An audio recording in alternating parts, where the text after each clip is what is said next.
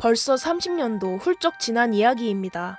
1990년대 초반 저는 한가로운 국민학교 생활을 보내고 있었습니다. 때는 여름방학이었고 국민학교 4학년에 걸맞게 철이 모자랐던 저는 본격적으로 노을 궁리만 하고 있었습니다. 도시 아이들이야 유원지나 영화관, 오락실 등 갈 곳이 많았겠지만 불행하게도 내가 자란 동네는 그런 유흥 따위는 바랄 수가 없었습니다. 왜냐하면 내 고향은 시골 촌동네였기 때문이었습니다. 도시에서는 흔하디 흔했던 롯데리아도 우리 동네에서는 2000년이 훨씬 지나서 생겼습니다.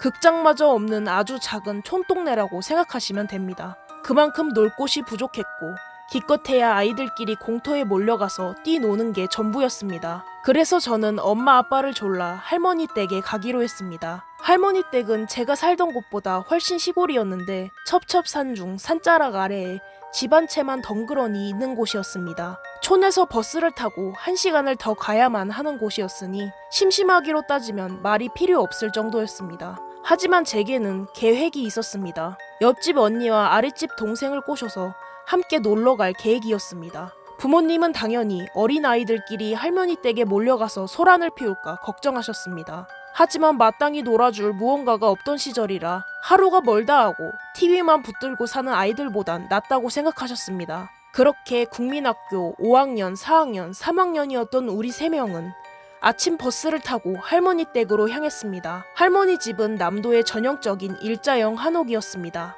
개조한 기와집과 작은 사랑채가 마당을 두고 마주보는 형태인데 할머니의 거처는 기와집에 있었습니다. 할머니 혼자 사시는 집이기 때문에 다른 방들은 모두 목질을 해두거나 자물쇠를 걸어서 사람의 출입이 없게 하셨습니다. 때문에 우리는 할머니 방에 짐을 풀었고 곧장 마당에서 놀기 시작했습니다. 정말 고삐 풀린 망아지 마냥 정신없이 놀았습니다. 빨간 고무대야에 물을 받아 수영도 하고 감도 따먹고 하다 보니 시간이 훌쩍 지나갔습니다.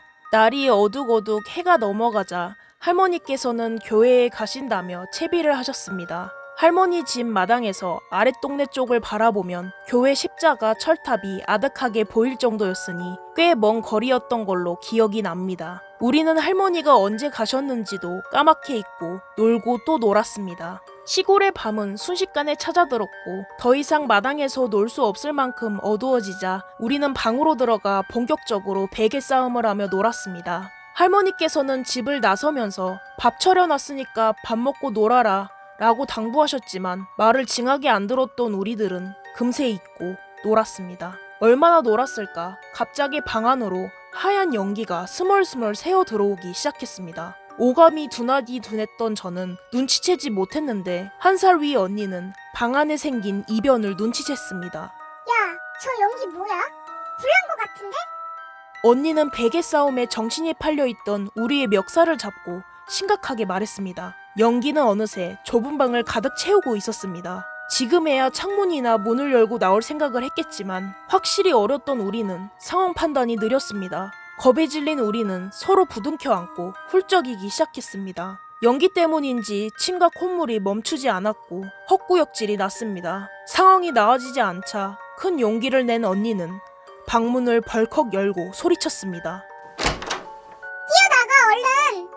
우리는 전쟁 영화의 주인공 마냥 정신없이 집 밖으로 뛰쳐나갔습니다.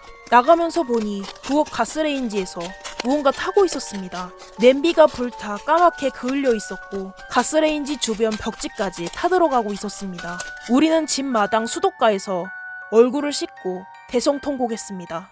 괜찮냐며 서로의 안부를 물었는데요. 그때였습니다. 그것을 본 것은 상황에 맞지 않게 갑자기 밤하늘이 참으로 환하다는 느낌을 받았습니다. 저는 고개를 들어 하늘을 봤는데요. 맞은편 사랑채 기와지붕 위에 사람이 있었습니다. 하얀 한복을 입은 여자였습니다. 여자는 치렁치렁 긴 머리를 휘날리며 몸을 흔들고 있었습니다. 그 여자는 눈이 마주치자 살포시 앉더니 명절에 여자들이 절을 올리듯 무릎 한쪽은 고추 세우고 양손은 바닥을 짚고 우리를 향해 앉았습니다. 그 여자를 목격한 우리들은 약속이나 한 듯 동시에 소리를 질렀습니다. 외마디 비명을 지르고 우리는 연기가 가득한 방으로 다시 들어갔습니다. 연기나 불보다 지붕 위에 그 여자가 더 무서웠습니다. 조금만 있으면 그 여자가 지붕에서 내려와 우리에게 달려올 것만 같았습니다. 저는 할머니 방에 있던 전화기를 들어 집으로 전화를 걸었습니다. 그때는 119보다 부모님 생각이 먼저 났습니다. 그때 통화를 했던 기억이 아직도 또렷합니다. 아빠, 할머니 집에 불났어. 불. 근데 왜 여자가 지붕에서 우리를. 아버지께서는 도대체 이게 무슨 일이냐며 동네 이장님께 전화를 걸어 도움을 요청했습니다. 우리는 마구 비명을 지르면서 창문 너머에 그 여자를 주시했습니다. 그 여자는 미동도 없이 지붕에 그대로 앉아 있었습니다. 오히려 가만히 있으니 더 무서워졌습니다. 가끔 바람에 치맛자락이 살짝살짝 휘날리는 모습이 보였는데 그 흰 치마 저고리가 달빛에 반사되어 눈이 부셨습니다. 주변의 어둠과 대조되어 더욱 음산한 느낌을 주었습니다. 흰 연기가 방 안에 가득 차 기침과 침이 계속 나왔지만 그 여자가 있는 밖으로는 도저히 나갈 수가 없었습니다. 정신이 아득해져갈 그때 멀리서 오토바이 소리가 들렸습니다. 이장 할아버지의 오토바이 소리였습니다. 안도의 마음이 들면서 눈물이 계속 흘렀습니다. 그런데 오토바이 소리가 나자 꼼짝도 하지 않던 그 여자는 자리에서 일어서더니 감쪽같이 사라졌습니다. 헐레벌떡 안으로 뛰어들어온 이장 할아버지는 우리를 한 번에 안아들고 밖으로 뛰쳐나왔습니다. 그날 이후 우리는 불이 났는데도 기어코 불난 집으로 기어들어간 미련한 띨띨이 국민학생이 되었고 할머니께 된통 혼이 났습니다. 불이 난 이유는 할머니께서 교회로 가시면서 찌개 가스레인지에 올려놨으니 밥이랑 먹어라 라고 하셨다는데 우리 셋 중 그 누구도 들은 기억이 없었습니다.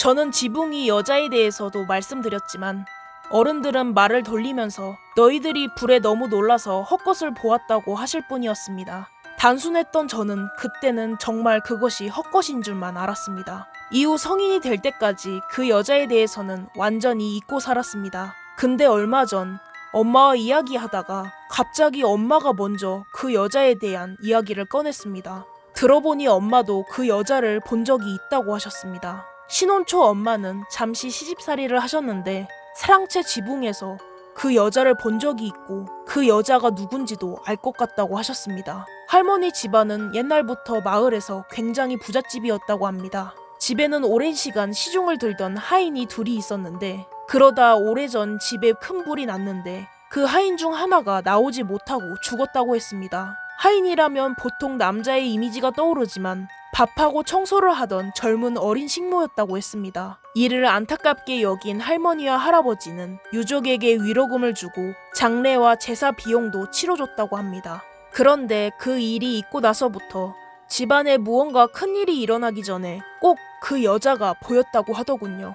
어머니가 그 여자를 본 이후에는 할아버지가 암 진단을 받으셨다고 합니다. 그리고 할아버지가 돌아가시기 전에도 그 여자가 할머니 앞에 나타나셨다고 합니다.